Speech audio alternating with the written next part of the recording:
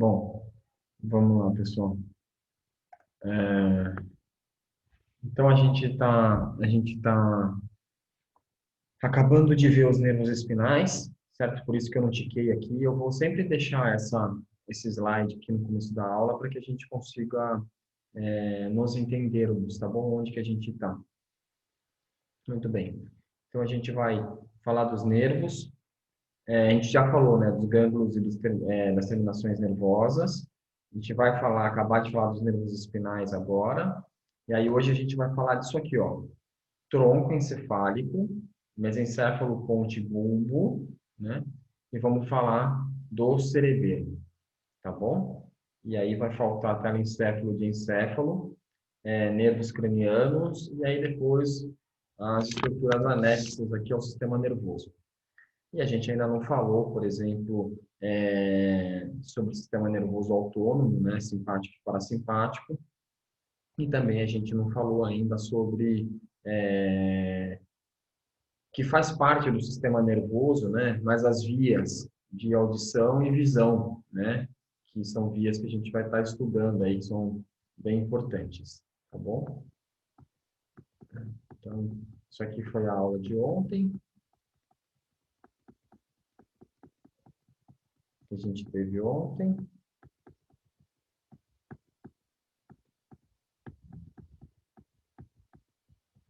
que vocês vão se lembrar.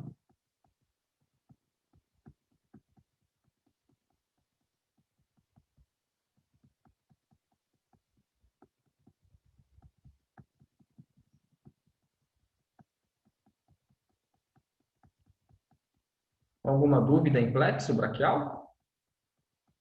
Tem bastante coisa, hein? E aqui na aula de hoje, a gente vai começar a ver o plexo lombosacral, certo? O plexo lombosacral, ele é bem mais tranquilo que o plexo braquial, como vocês podem observar, né? E ele é formado desde a primeira segmento lombar até o quarto segmento sacral, certo? L1 a S4, né? E diferentemente do plexo braquial, onde a gente tinha aquela formação de troncos, fascículos, raízes, troncos, fascículos, divisões e fascículos, né, até chegar nos nervos, né? No plexo lombosacral, a gente vai ter apenas as divisões anterior e a divisão posterior. Olha que tranquilo, né? Então, a gente só tem essas duas divisões, como vocês podem observar, né? A divisão anterior em amarelo, aqui como vocês podem ver, e a divisão anterior em verde, né? E a divisão posterior em amarelo, certo? E aí, gente, observem esse nervo aqui e esse nervo aqui, ó.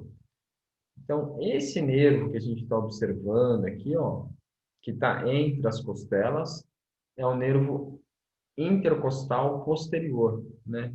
Lembrem-se que o nervo intercostal anterior, né, ele vai estar derivando, né, lá daquele complexo que a gente viu. Não, desculpa, é o nervo intercostal, eu estou confundindo com a artéria aqui. Nervo intercostal, tá bom? Então aí a gente encontra o nervo intercostal. E aqui a gente está observando aqui a 12ª costela, né, com o nervo subcostal, certo? Então aqui a 12ª com o nervo subcostal, e aí depois a gente vê a formação, né, em L1, L2, L3, L4 e L5, né, que são o plexo lombar, e depois em S1, S2, S3, S4, que é o plexo sacral, e a gente acaba estudando junto o plexo lombo sacral, porque vocês vão ver que os nervos, né, uma grande maioria desses nervos, eles são formados tanto pelo plexo lombar, por nervos, né, por raízes que vêm da região lombar, quanto raízes que vêm da região sacral, e por isso que a gente chama de plexo lombo sacral. Então, sem muitas delongas, né, esses aí são os nervos que vão estar formando o plexo lombosacral. Perceba que a gente não vai ter que fazer aquela divisão novamente, né? E aí, quais são os nervos que vão estar no plexo lombosacral? O primeiro nervo, né, é esse nervo que a gente encontra aqui, que é o nervo ilho-hipogástrico. Nervo ilho-hipogástrico, né? Percebam que esse nervo que a gente está observando aqui está embaixo da 12ª costela, né? Então é o nervo subcostal, tá? E aqui a gente já viu a primeira, o L1, né? E aí o primeiro nervo que a gente vê aqui é o nervo ilho-hipogástrico, tá? Porque está indo para a região hipogástrica, lá no nosso abdômen, tá? Como vocês podem observar, em qual musculatura que ele tá inervando, né? O músculo transverso do abdômen, olha lá, bem claro, né? Ele inervando o músculo transverso do abdômen. Depois a gente vai ter esse músculo, esse nervo, né, que vai ter a mesma origem praticamente aqui do nervo ilho-hipogástrico, que é o nervo ilho-inguinal. Nervo ilho-inguinal, certo? Indo para essa região inguinal aqui, próximo à espinha ilíaca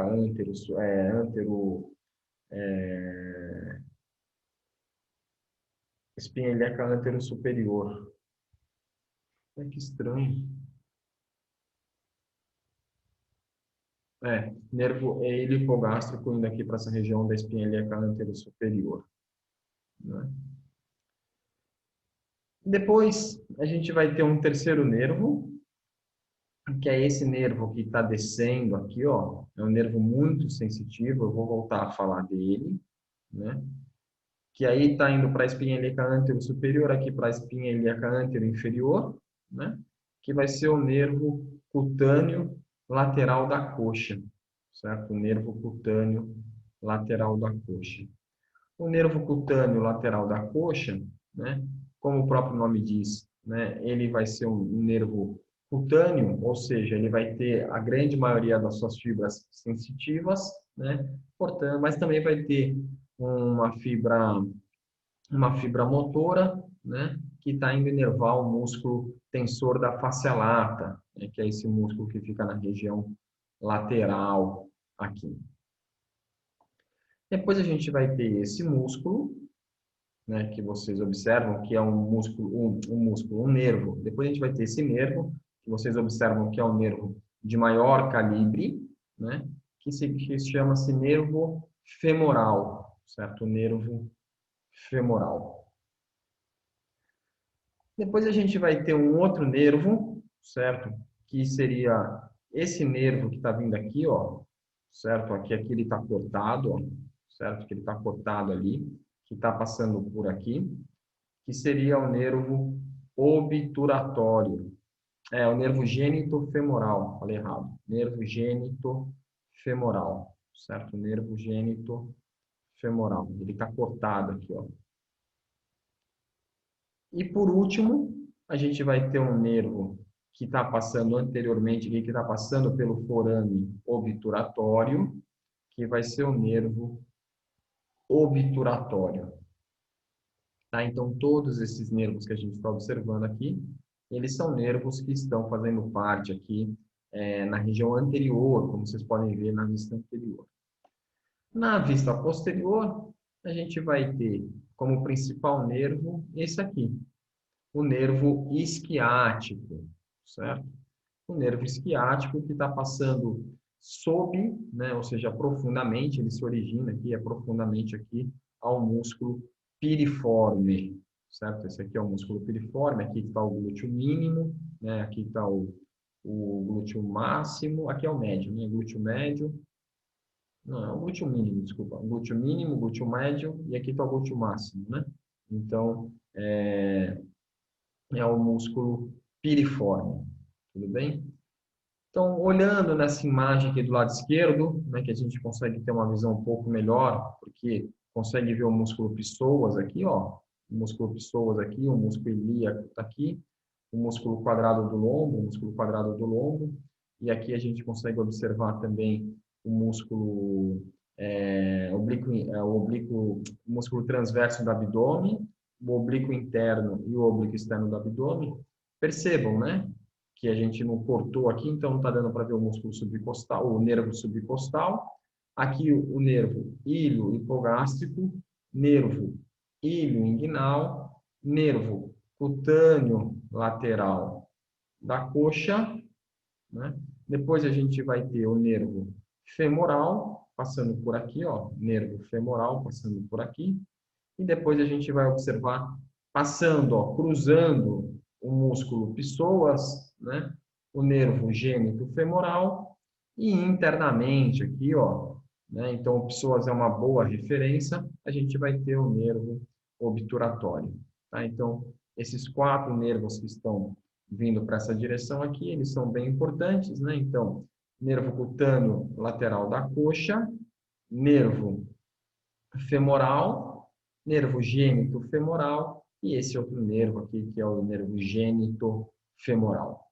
Tá? Então, os 4 nervos que estão vindo para essa regiãozinha aqui. Tá? Então, eles são os mais difíceis de se encontrar nas peças, né? E que a gente pode ver exatamente, é justamente o músculo ilho-psoas como sendo essa marcação, né? Essa topografia aí, para ser mais fácil de encontrá-los.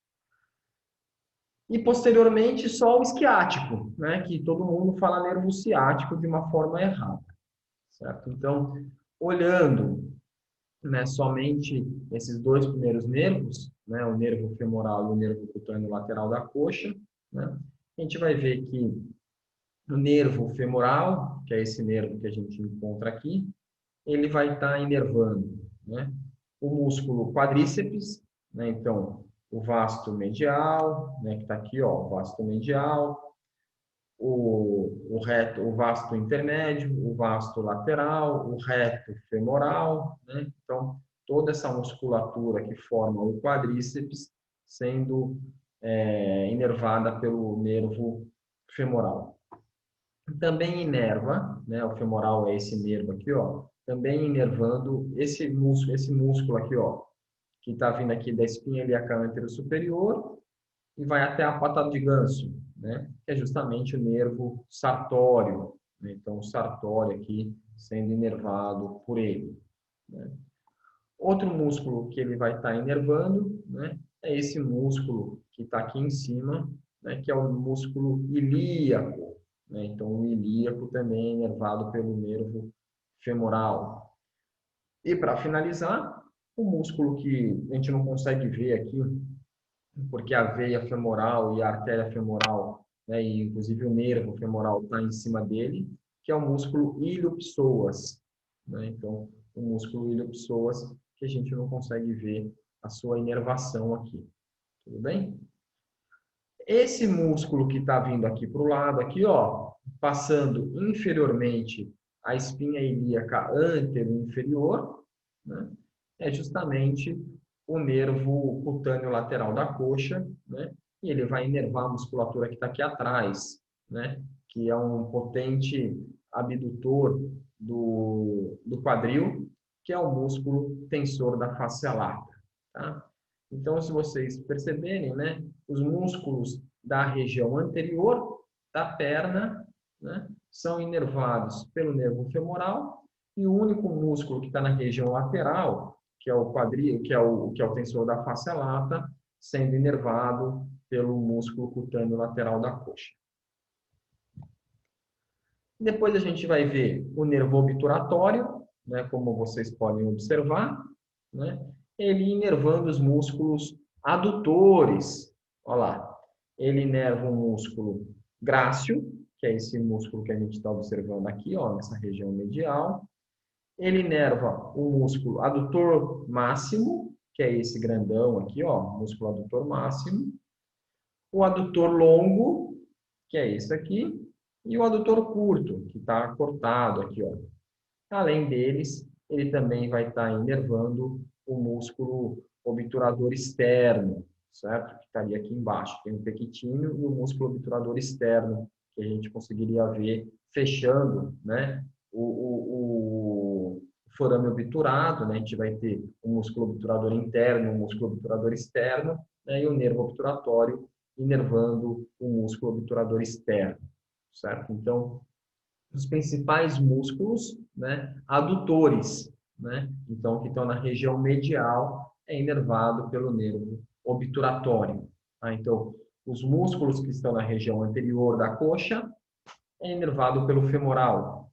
Os músculos da região medial, né, os adutores, inervado pelo obturatório.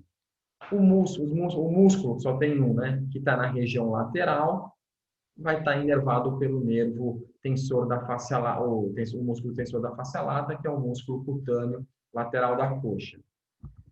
E posteriormente, né, os músculos que estão na região posterior, né, que é os músculos isquiotibial, os músculos isquiotibiais, né, que é o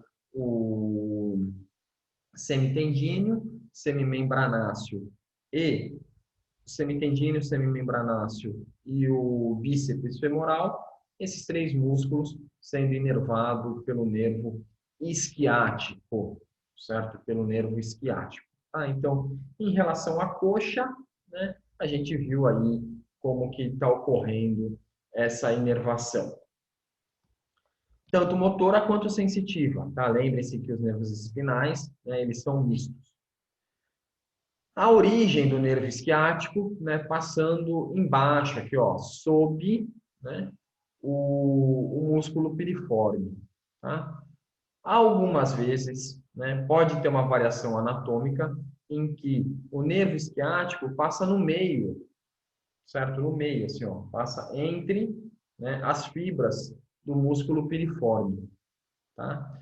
E aí a pessoa acaba fazendo muito exercício, né, principalmente de extensão de quadril, né, e de rotação, e acaba fazendo uma síndrome do piriforme, tá? Bem comum, né, em pessoas que têm essa variação anatômica, né? Porque a musculatura, como ele passa no meio da musculatura, na hora que a musculatura contrai, acaba comprimindo o nervo isquiático, tá? E aí, claro, que causa dor, né, causa perda de força muscular, né, e mudança na sensibilidade da pessoa, tá? Da região ali onde que ele está inervando. Tudo bem? Então, a síndrome do piriforme. Alguns outros nervos, né, que se originam dessa região posterior, né, que vão inervar os músculos do quadril e também do períneo, né, é o nervo glúteo superior, o nervo glúteo inferior e o pudendo, certo? O nervo pudendo, né? Então, aqui a gente consegue observar o piriforme, o músculo piriforme, né?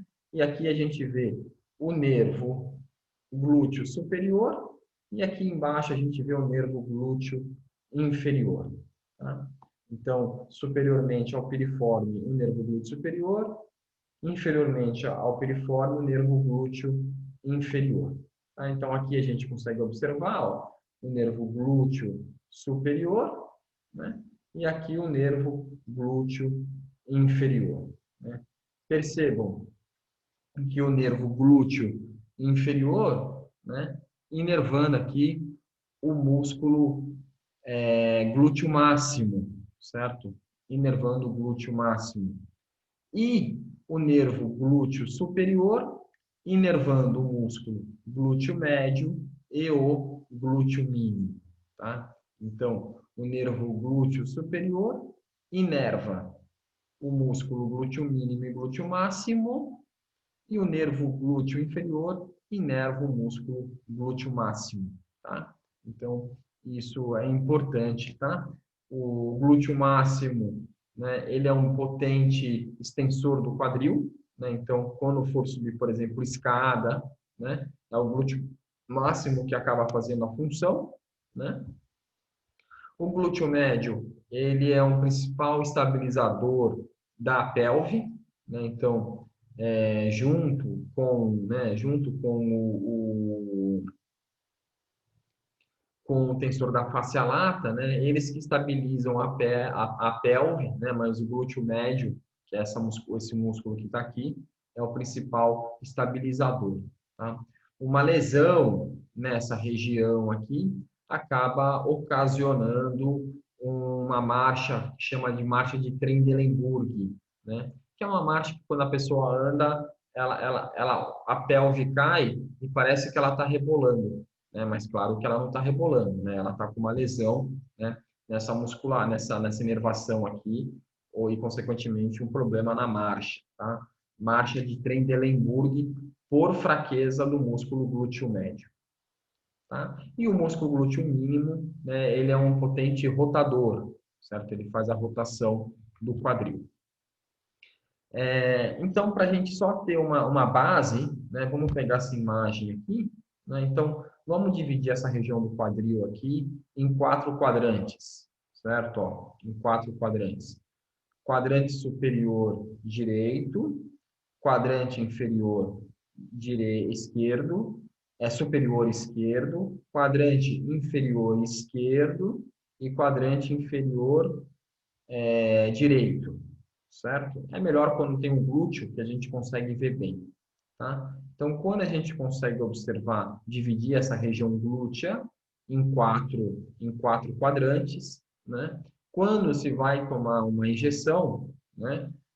Seja por qual motivo, né, um medicamento intramuscular, né, uma injeção intramuscular, procura-se sempre dar aqui, ó, no quadrante superior direito ou externa, tá? Porque se a perna, essa aqui a gente está vendo o membro inferior direito, mas no membro inferior esquerdo é o inverso, né? Então, no quadrante superior externo, tá? Então, ou lateral, né? Quadrante superior lateral, quadrante superior medial, tá? Então, normalmente a injeção intramuscular dá nessa região, porque pode para evitar, né, que a agulha pegue, né, no músculo, no nervo isquiático, tudo bem? Então, por isso que coloca a mão assim, meio que olhando assim, e divide, né, em 4 quadrantes e dá no lateral superior. Joia? Então, isso aí serve mais para o pessoal da enfermagem, né? Mas é bom vocês saberem, vai que um dia vocês precisam dar uma injeção em alguém. E o nervo isquiático, pessoal, ó, ele acaba sendo a origem da inervação de todos os músculos, né, da perna, tanto anterior, quanto posterior, quanto lateral, e também dos pés, tá? Então, eu só esqueci de falar aqui, ó, desculpa, o pudendo, desculpa, eu esqueci. Eu falei rapidamente, né, mas o nervo pudendo, ele inerva, eu não estou enxergando ele aqui, o nervo pudendo, ele vai inervar o períneo, certo? O que que é o períneo, ou diafragma da pelve, né? É aquela musculatura que faz o assoalho da pelve, né? São os músculos que estão fazendo o soalho da pelve, como a gente já viu lá no sistema genital, né, e no sistema urinário, né? Então, são músculos estriados ali, por exemplo, a gente vai ter os músculos que eles chamam músculos do diafragma da pelve, né, que fazem a sustentação do útero, né, que faz a sustentação da bexiga urinária, né, mas principalmente do útero. Então, das vísceras de modo geral da pelve, né? Então, um problema no nervo pudendo acaba ocasionando uma queda do útero, tá? Uma queda desses órgãos pélvicos. E aí, claro que isso principalmente na mulher, pode acarretar aí, principalmente infecções, né? Infecções urinárias mais acentuada, né? Em virtude dessa queda, tá? Quando tem, dependendo da cirurgia, dependendo de como for realizada o parto, né? O parto normal, o parto no parto normal, vamos dizer, no parto natural, tá? Às vezes, para fazer a abertura ali do ósseo externo, né, da vagina, acaba tendo que fazer um cortezinho para ampliar o tamanho, né, para que o concepto consiga sair, certo?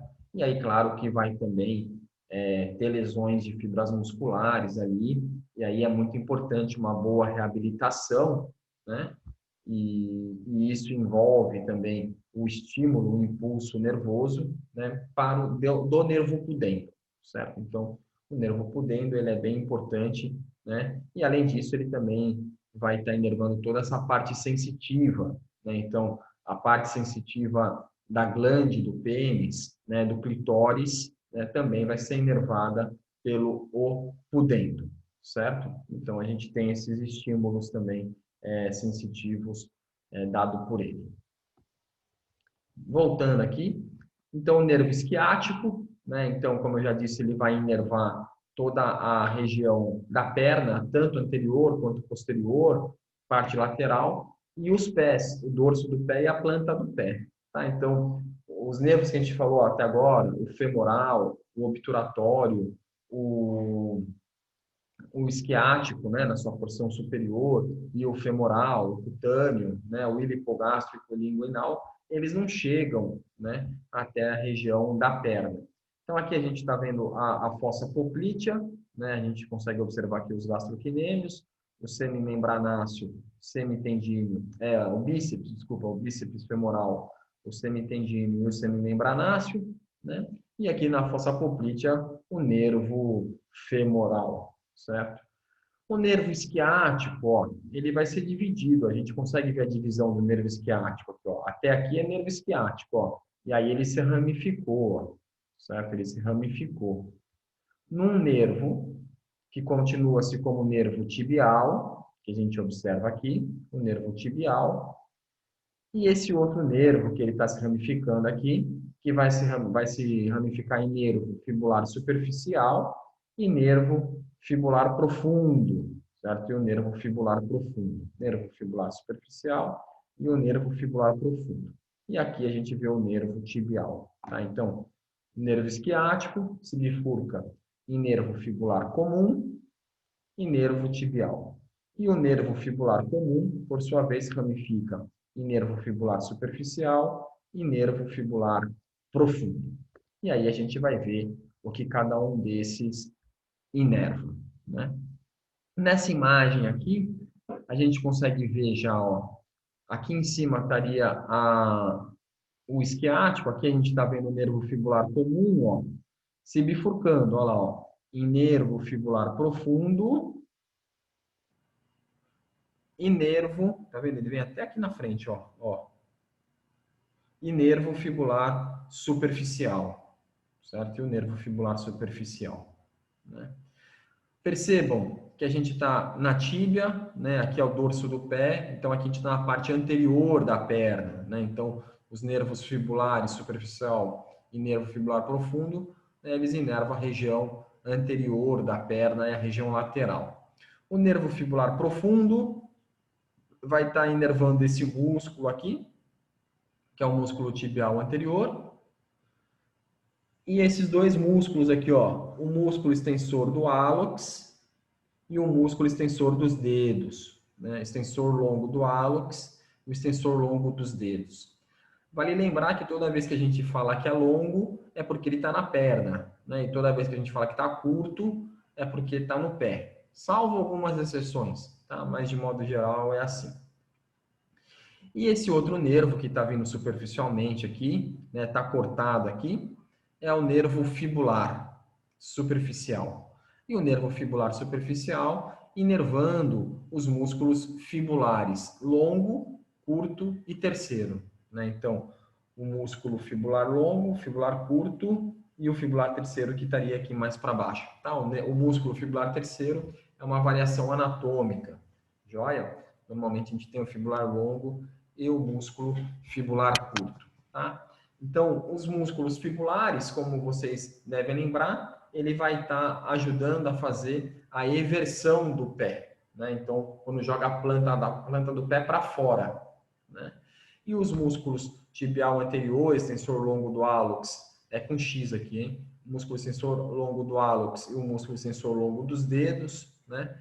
Eles são músculos que estão na região anterior, que vão estar ajudando a fazer, claro, a extensão, certo? A extensão dos dedos, né? E o tibial anterior, ele faz a dorsoflexão, né? Que é quando a gente coloca o pé para cima, né? Como se estivesse andando com o calcanhar, tá? Só andando com o calcanhar, né? Seria uma dorsoflexão. Então, os músculos, o nervo fibular vai estar inervando essa região aqui. E o nervo tibial, olha lá, certo? Ele corre do lado da artéria tibial, ele está inervando todos os músculos da região posterior, né? Quais são? Os gastrocnêmios, olha lá, o gastrocnêmio medial, ó, medial, tá vendo? Ó o maléolo medial aqui, ó. O gastrocnêmio medial, o gastrocnêmio lateral, ele está inervando o sólio que está cortado, né? O flexor longo dos dedos, flexor longo do hálux e o tibial posterior. Né? A gente não está conseguindo ver todos aqui, né? Mas eles estão todos localizados nessa região posterior, né? E eles fazem um inverso, né? O nervo tibial, ele faz com que a gente faça a flexão, né, plantar, né? Então, o fibular faz com que a gente faça a dorsoflexão e o tibial faz com que faça a flexão plantar. É como se a gente estivesse andando na ponta dos pés, né? Aquela posição de bailarina, tá? Então, os músculos que estão sendo exigidos, né, para fazer esse movimento são justamente esses músculos aqui na região posterior da perna. Joia? Claro que quando ocorre, chega lá embaixo, né, no pé, a gente vai ter os músculos aqui na região da planta do pé e do dorso do pé, né? Então a gente vai ver que os músculos extensor curto, né, dos dedos, extensor curto do polegar, né, vai ser inervado principalmente pelo o nervo fibular profundo. E o nervo tibial acaba se dividindo ali em um nervo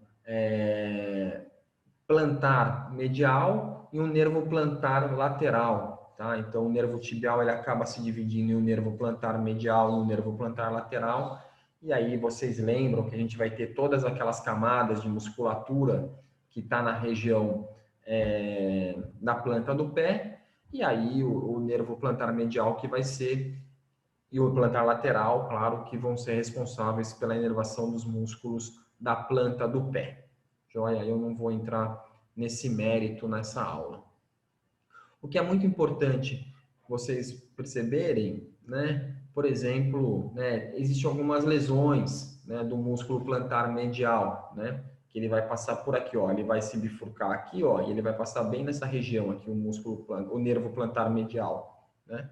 E aí quando a pessoa anda muito, né, seja fazendo uma caminhada, seja fazendo uma corrida de longa distância, pode inchar o pé e comprimir esse nervo, né, e aí a pessoa acaba tendo que parar de fazer a sua atividade física, tá? É até que comum, tudo bem? E um outro nervo que eu não falei aqui, que é um nervo sensitivo, tá? Que ele não é um nervo não é um nervo motor, né? Ele tem alguma coisa motora, mas principalmente sensitivo, é o nervo safeno, certo? Não está dando para ver a imagem dele. Deixa eu ver se eu acho uma imagem dele aqui. Não, eu não peguei uma imagem dele. Tá? O nervo safeno, que é um nervo extremamente sensitivo, que vai estar passando na região medial da coxa e da perna, tá? Bem próximo à pele, tá? É o nervo safeno. Muito bem. Quando a gente pensa nas dermátomos, né, do membro inferior e das implicações clínicas, a gente vê esse slide aqui, né? Então, o que eu quero que vocês prestem atenção é justamente aqui, ó, L4, L5 e S1, certo? E S1, né? Uma pessoa, né, que tem uma hérnia de disco lombar, que é comum, viu? É bem comum, hérnia de disco lombar, ela acaba referindo dor por essas dermátomos, né? E aí é a mesma situação, né? Como é que você vai saber onde que está sendo essa dermátomo, né? Qual a altura da raiz nervosa que está sendo comprimida, né? A pessoa que está com uma sensibilidade alterada, em virtude dessa compressão, né, ela vai passar a mão por cima dessa dermátomo, né? E aí você vai ver que se ela passar a mão na parte anterior da coxa, né, olha lá, na parte anterior da coxa, ela vai estar com uma alteração na L4. Se ela passa a mão na região lateral da coxa, vai ser na região de L5. E se ela passa na região posterior da coxa, vai ser na altura de S1. Tudo bem? Normalmente, porque é o disco, lembra que eu falei para vocês? É o disco intervertebral que acaba comprimindo, né? O núcleo pulposo que extravasa e acaba comprimindo a raiz nervosa, né? Então, quando é em L4, quando normalmente está entre L4, L5, L5, S1, tá? E aí a gente tem que lembrar que sempre está abaixo, né? Então, se está entre L4 e L4, vai comprimir a L4. Se está entre L4 e L5, vai estar comprimindo a L5, tá? E entre L5 e S1, né, vai estar comprimindo a raiz nervosa de S1. Tá? Mas é bem comum que seja ou S1 ou L5, e aí a pessoa passa a mão na parte posterior ou na parte lateral da coxa e da perna. Tudo bem? Claro que nessas implicações clínicas, né, vocês do curso biomédico acaba não entrando muito no mérito, né, mas eu acho que é muito importante, né, vocês saberem as distinções aí, essas implicações, né? Como a gente pode ver, né, nesse outro quadro aqui, onde a pessoa pode estar sentindo dor no membro inferior e pode ser várias causas, né? Então, é muito complicado o diagnóstico, né? Ela pode estar, por exemplo, com uma bursite, olha lá, né, a bursa, né, que eu já falei para vocês, né, pode estar inflamada, né, seja aqui no túber isquiático, seja aqui no trocânter maior, né, então pode estar inflamada pelo excesso de tempo que fica sentado ou se dorme em decúbito lateral, que eu já falei para vocês, né? Pode ser uma compressão da radiz nervosa, lá, né, que consequentemente vai dar uma alteração. Pode ser uma síndrome do piriforme, que eu falei para vocês, né? Então a musculatura, o nervo, o músculo pode estar comprimindo o nervo, ou pode ser mesmo até uma distensão muscular ou uma contratura muscular, né, que a gente vê no tendão, né? E aqui a gente vê uma distensão muscular aqui, né? Do músculo isquiotibiais, aí, dos músculos isquiotibiais. Então, o diagnóstico diferencial é muito importante para saber se é um problema muscular, se é um problema nervoso, né? E também ou se seja simplesmente uma compressão aqui, ou até mesmo uma variação anatômica. Tá? Então, o diagnóstico diferencial, e aí se faz testes, né, durante a anamnese desse paciente para que você consiga chegar mais próximo ao diagnóstico. E caso não consiga, tem que fazer os exames complementares de imagem. Outras implicações clínicas, né, importantes que a gente vai ter, né, é justamente uma delas, né, é justamente essa daqui, né, que é quando a gente tem uma luxação com uma fratura, né, da articulação, né, da articulação do quadril, né? Então, percebam aqui que a gente tem a cabeça do fêmur saindo de dentro do acetábulo, olha lá, saiu de dentro do acetábulo, né? Então teve uma fratura, a gente já estudou isso, a gente viu o quanto que fica coeso, né, lá dentro. Então aqui houve uma fratura também no acetábulo, né, e consequentemente está tendo uma compressão aqui do nervo isquiático, né? Entre outras implicações clínicas, né, a gente pode ver que o pé caiu, certo? O pé está caído, né? Então, é alguma implicação clínica que a gente vai ter ali em virtude disso.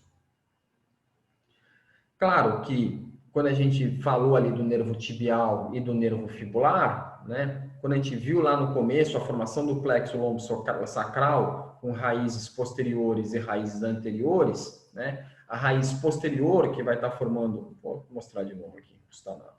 Olha lá, a raiz posterior, certo? Que a gente está observando aqui, né? Na verdade, eu acho que está errado, é o inverso, tá, gente? Ó, em amarelo é a raiz anterior, tá? Em verde é a raiz posterior, tá invertido aqui, ó. Então é tudo, a maioria é a raiz anterior, né? Aqui no nervo isquiático, que a gente vai ter raiz anterior e posterior, né? E aqui no obturatório também, né? O nervo tibial, né? Ele vai ser oriundo da divisão posterior. É a mesma coisa, né? Que a gente viu lá no plexo braquial. E o nervo fibular comum, que aí depois vai originar o nervo fibular superficial e profundo, né? Vai ser o originário aqui da divisão anterior, tá? Então, a gente vai ter essas divisões aqui, que é justamente, então, nesse caso aqui que a gente está vendo, para o pé estar caído, é porque teve um comprometimento aqui do nervo fibular comum, certo? Então, por isso que ele cai. Que é o mesmo caso que a gente vê aqui, ó, né? A pessoa colocou o gesso, né? O nervo fibular comum, ele passa muito próximo à cabeça da fíbula, né? Como a gente observa aqui, a cabeça da fíbula, e aí, quando o técnico vai fazer o gesso, às vezes ele aperta muito, né? E aí, quando ele aperta muito, acaba comprimindo e a pessoa perde o movimento. O pé fica para inversão, né? Porque os fibulares não estão trabalhando, né? O fibular não está trabalhando e ele cai um pouquinho, certo? Então, é uma lesão de nervo fibular. Então, sempre que o pé, que a pessoa coloca gesso nos pés, hoje em dia usa mais um negócio que chama RoboFoot, né? Que não é o gesso, é uma tala assim, né? Mas é importante, se a pessoa colocar o gesso, ver se ela está movimentando, né, os dedos dos pés, né? Para saber se está tendo uma compressão da raiz do nervo aqui do fibular, né? Comum e, consequentemente, do superficial e do profundo. Uma lesão de nervo glúteo inferior, né? Vai ter um comprometimento do músculo glúteo máximo, e aí, como eu falei para vocês, a pessoa vai ter uma dificuldade de subir, né? Escadas, né?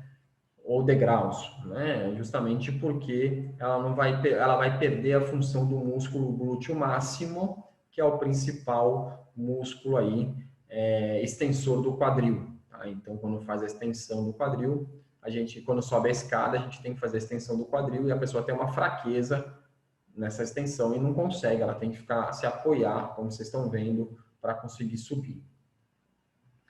E o nervo cutâneo lateral da coxa, né? O nervo cutâneo lateral da coxa, ele é bem comum, né? De ser lesionado, principalmente em homens, né? Que utilizam muito o cinto, né? Utiliza o cinto muito apertado, né? E aí acaba comprimindo ele aqui, ó, lá na espinha ilíaca antero inferior, e aí a pessoa vai ter uma alteração na sensibilidade na região anterior da coxa, tá? Aqui é muito comum, tudo bem? Então, quando se utiliza o cinto. E aqui, ó, também é em homem, né? Homem tem uma mania de usar a carteira no bolso de trás da calça jeans, né? E aí acaba sentando em cima da carteira e às vezes, com o passar do tempo, pode estar comprimindo o nervo glúteo inferior e perdendo essa força aí, né? E aí, claro que é só uma compressão, na hora que você para de comprimir, ele volta, né? Ele perde aquele inchaço, aquela compressão e volta ao normal. E a mesma coisa ocorre aqui com o nervo cutâneo lateral da coxa. Tudo bem? Então, são algumas implicações clínicas para vocês aí, para vocês lembrarem, tá bom? Aqui é um oásis, né? Que eu fui visitar em 2010, né?